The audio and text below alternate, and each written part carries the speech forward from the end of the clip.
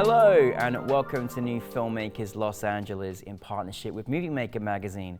My name is Danny De Lillo. We're here at the South Park Center. I'm here with Patrick with his fantastic movie, The Occult Son. Let's take a look at a clip. Someone must have finally bought it. Do you think we're gonna have a new neighbor? I guess so. Oh, should we go say hi? What do you want? Hello. She has an interesting personality. Steve, what's going on?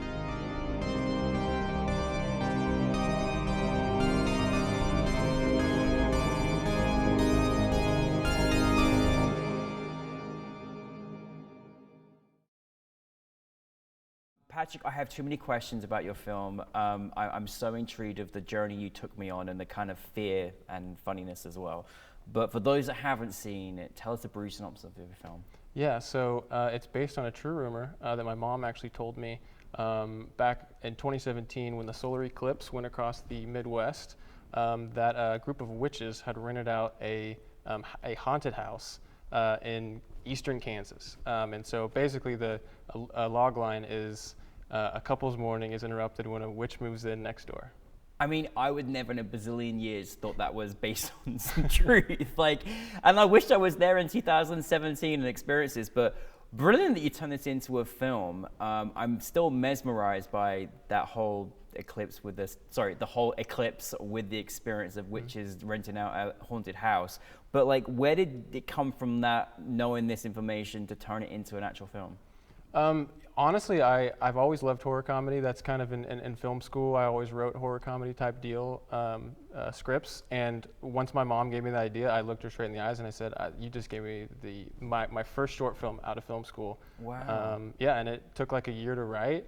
And yeah, I thought it was hilarious, and I just ran with it. And I wanted to have real characters. I didn't just want it to be like a horror movie. I want it to be these kind of outside of horror movie characters dropped into this middle of this kind of scenario, I guess. Well, I hope your mum got a thanks in the credits because Yes, she was the inspiration for the film.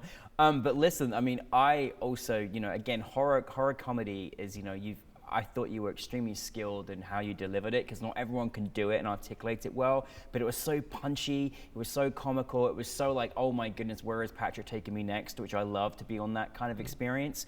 When you're making a film this in your first experience, did you have an idea of how you wanted the film to kind of be articulated, and also the type of kind of writing that you had was very punchy and quick, which I loved as well. Tell us a little about how you went into sort of the casting process as well. Yeah, so when I was writing it, a goal of mine was to have a joke in every single moment, and use the jokes to basically tell the story. And so I definitely went into it being like, this has got to be nice and quippy. We got to have some silliness in every single big moment. And then a lot of the fast kind of humor really came in the editing too, because when I was talking to my producer who was watching it, he kept on saying, it needs to be shorter, it needs to be shorter, it needs to be shorter. And at the time I was like, I just like the movie how it is. I want it to be longer. I want things to be drawn out. But he was totally right in that, you just keep it coming. You just keep it coming. You just keep hitting the audience with more and more, and it really worked out. And then with casting, we brought in some people. They were all amazing. It's such goofy people, which was great. We originally, for The Witch, to be honest, I really didn't know kind of what I was looking for. I kind of wanted your classic witch, but then I had some other people come in for a younger, she's a new witch, come in. And one of the actresses that came in actually was reading for Amy, the wife, and we saw on her resume that it said knows Russian or can do a Russian accent. Oh. And I was like, no one's had that, and that sounds kind of funny. And so we had her do it totally. She hadn't read the script, and she did amazing. And yeah, so we were like, you're perfect. Don't even read the background. Wow. just run with it. So see, sometimes you can audition for one part and end up getting another part. I love that. Yeah. And so put in those special skills. But no, listen, the way it was delivered, I love that you actually ended up kind of having, like you say, a kind of a joke in every single sequence, because I love that. It was like going back to the whole Beetlejuice days of when it was just, there's so much in there that there's just so much context, was delivered so well. Now, when you're making a film like this, there's kind of a few dynamics in which you've got to feel. Of course, there was something that, there was kind of some moments of tying up and all that kind of stuff that was taking place. Did you kind of know like how you wanted the scenes to play out? And like for you as a director, when you've got like this horror comedy genre, do you let people play? Do you have an idea of how you want them to present it? Like, what's your kind of process as a director? Yeah, I definitely think there was definitely moments in the script that I was like, I really hope we stick to these, but with like I knew the people I was working with were all very funny people, and so we'd always shoot something, and then I'd say try whatever you want, and we did a lot of rehearsal beforehand too, which I think helped us out, and so like the whole scene at the end where Steve is hunched over when his wife and the witch are talking to him on the bed, like it was his idea to be like, I'm still drugged, like I shouldn't be able to sit up, so my head should be looking down. And so like, yeah, that was like he was just like a smart guy, and just like, this will be so much funnier because it's just insult to injury, just like keep it coming, So. Yeah, no, definitely.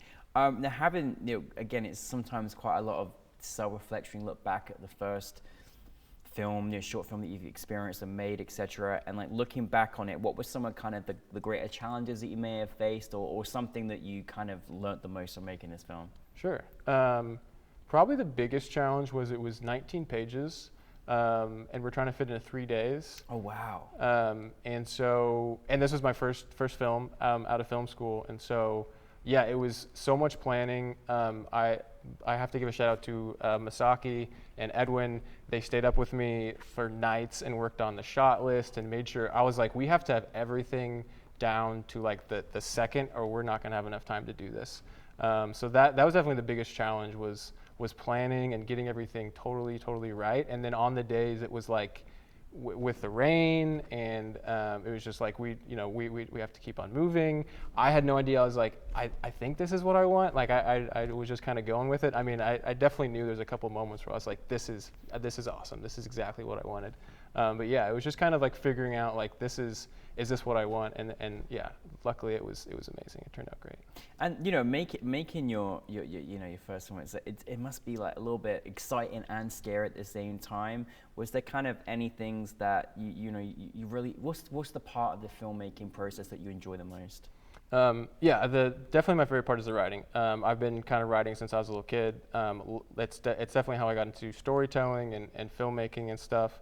But it's just kind of like putting a puzzle together and putting these characters in, and they all have different wants and needs, and having those cross and having them all kind of contrast each other. And have it, like in my movie, have it all come to an end in kind of a hilarious way. And it really, your writing is hilarious. Like I'm so glad that you articulated this skill on screen, because I was just I really enjoyed your writing, and I enjoyed all the quickness of the jokes. I was like trying to keep up, and then I didn't know if you're going to scare me at one point as well. So I love that. So for moving on next, are you sticking to the horror comedy genre? What is next for you? Definitely, yeah. I'm hoping to write a feature version of it, of the Occult Son, and then like probably a first episode of a TV show just for fun.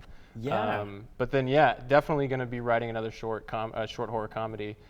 Don't totally know what yet, but definitely sticking to. I just love the macabre, I guess. I just love it. It's just more interesting, and it's so funny to, because I don't know, I've just watched so many horror movies that it's so funny to not necessarily parody it, but just kind of inject it with humor. And it just kind of makes it way more interesting for me, and yeah. No, and Patrick, your style, like your hilarity is really good, and sometimes they go a little kind of slapstick in the horror comedy, and I love the yours is like more sophisticated, you know what I mean? And there's just not just the moments in the writing, but the moments in the action as well. Like there was so much in there, so I'm glad that we're going to see much more from this genre for you. Yeah. And now you've gone through the process of making your first film and delving onto the next. For anyone that wants to follow in your footsteps, make their first film, any closing piece of advice you can give to any filmmaker out there? Yeah, I definitely say start with the writing. I think